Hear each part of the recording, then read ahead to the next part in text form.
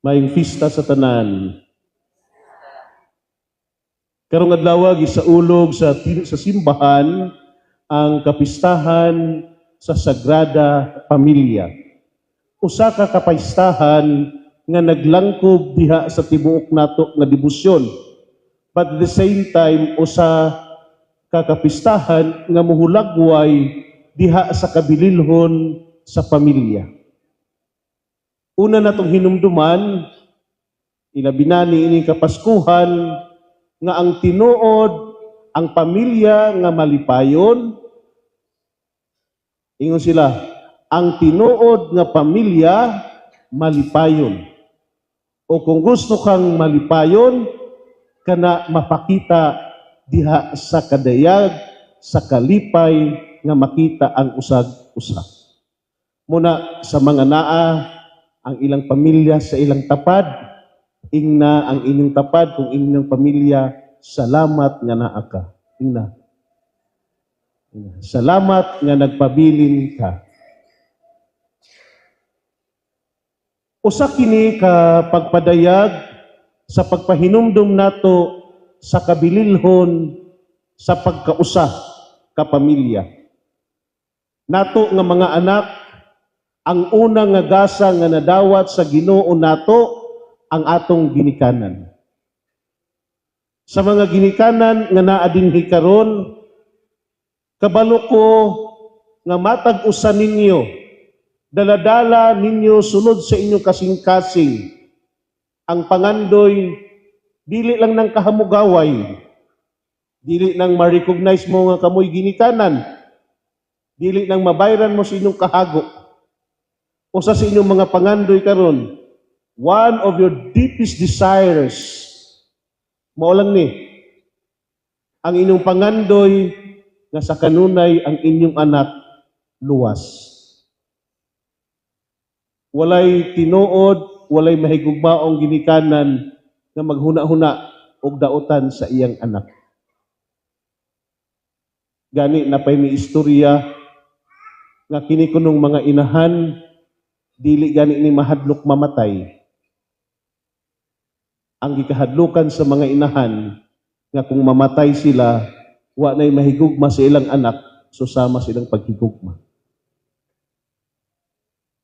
Pangandoy sa ginikanan, una, nga sa tanang panahon, luwas ang ilang anak. Lain nga pangandoy sa ginikanan, nga unta, mutubo ang mga anak, nga mahimong maayo o responsable.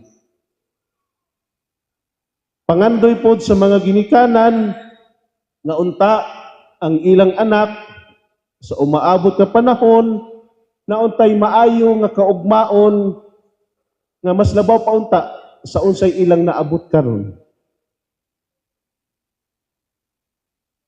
Kamong mga ginikanan nga naa dinhi karon, sayod ko nga naningkamot og nanarbaho mo tibok adlaw og halos tibok oras naningkamot mo para sa pamilya.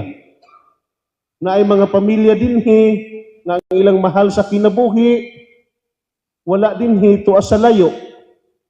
Nagtrabaho sa laing nasod, gisakripisyo ang kamingaw sa mga anak para sa gidamgo nga kaugmaon.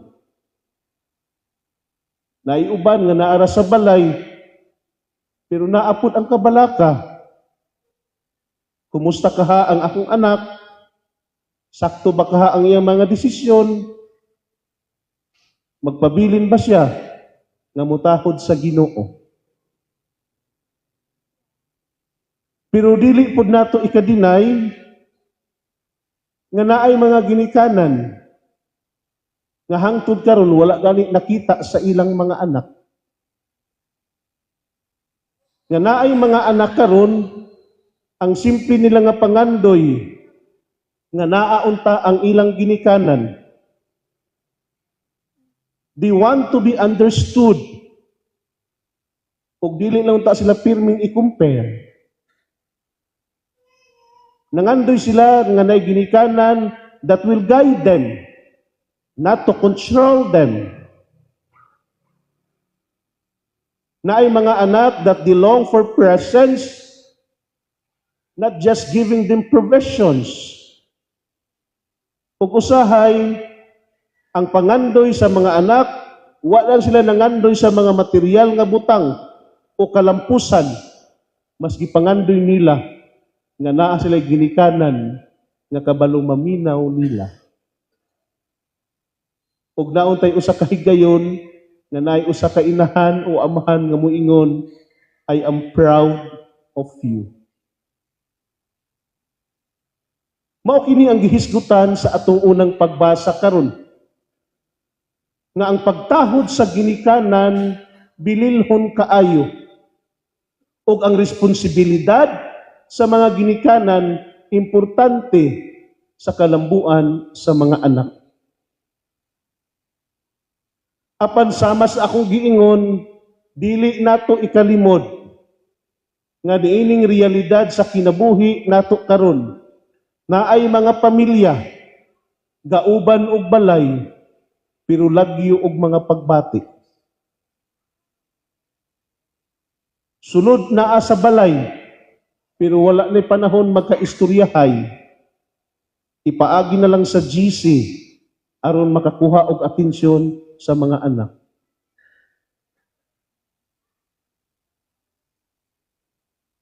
Diha sa atong unang pagbasa, gipahinumduman kita, diha na sa kabililon sa pagtakod sa mga ginikanan nga higugmaon ang inyong anak, kay ang inyong mga sakripisyo, dako kaayo og impact sa mga bata.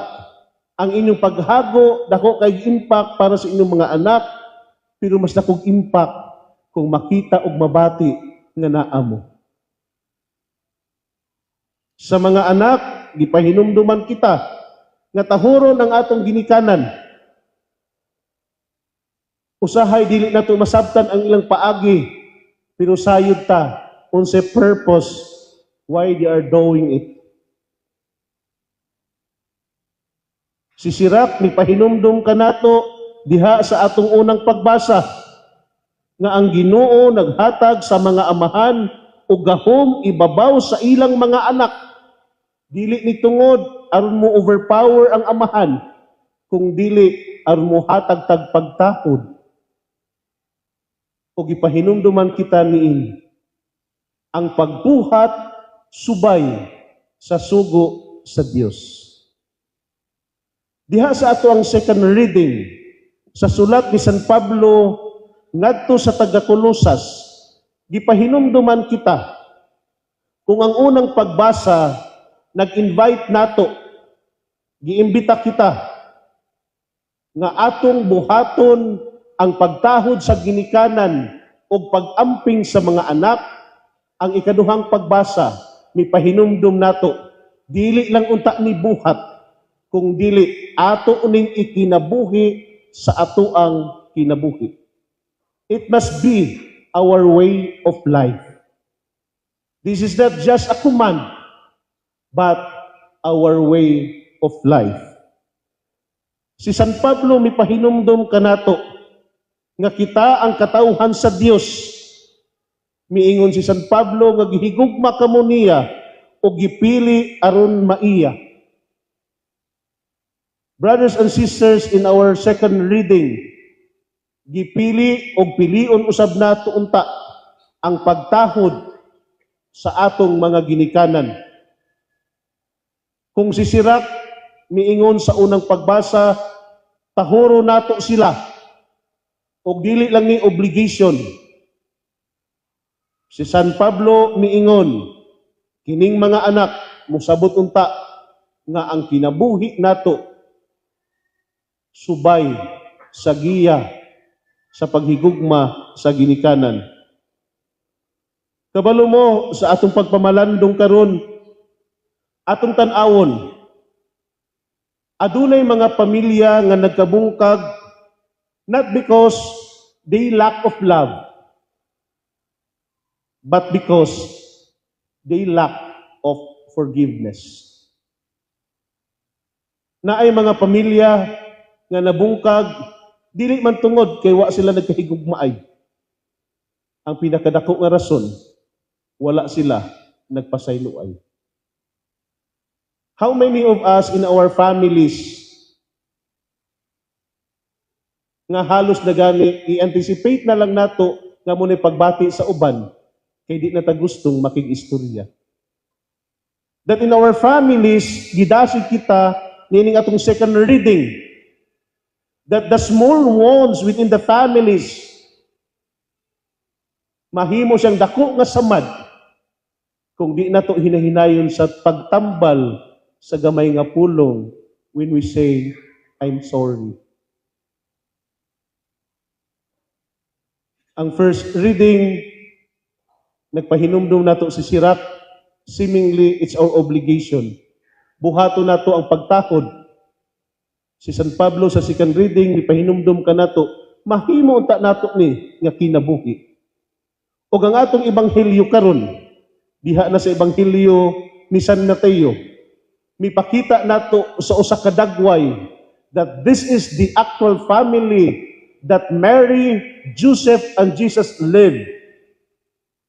Nga sa diha si Jose, gipahibalo sa anghel nga there was a threat for this child. Joseph did not escape from his responsibility, but rather he chose to bring Mary and Joseph out from that situation. Kanindot nga sa panahon nga gihulga ang pamilya, si Jose wala ni biya. Rather, he stayed with his family. Sa atong sitwasyon karon, daghang higayon nga gihulga ang pamilya. Sa panahon nga hulgaon ang pamilya, imbis magtinabangay, diha na hinuon magbulag. Sa panahon nga naikalisod og krisis sa kinabuhi, imbis magkonsultahanay, diha na hinuon magbungulanay ug di na magtingganay. We are reminded in today's readings and today's celebration nga ang tinuod nga pamilyang malipayon kanang pamilya na magkaistoryahan. Ang pamilya that can say thank you, sorry, and how are you? Kung mubalik ta sa atong pamilya karon, giunsa ka nato pag-amuma ang atong pamilya.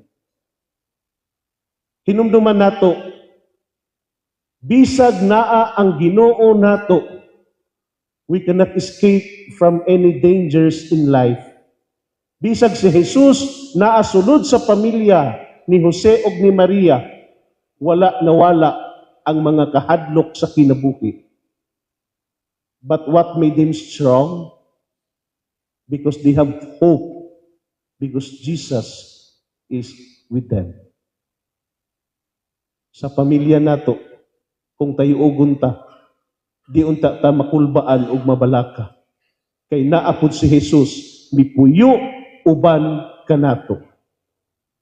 Unsay hagit sa pagpadayon nato niining Santos nga misa. Sayod ta sa panahon karon nga daghang pamilya nga gitay-og ug hinay-hinay nang gibungkag sa mga sitwasyon sa atong panahon karon. Dili unta ta mawad-an sa paglaom. Mahimo unta tang instrumento para kanila. Madasig unta kita nga sa panahon nga naay krisis sulod sa pamilya, wala untay usa ka buok membro sa pamilya mubiya. Ang membro sa pamilya magpabilin unta ug muingon ato ning tabangan.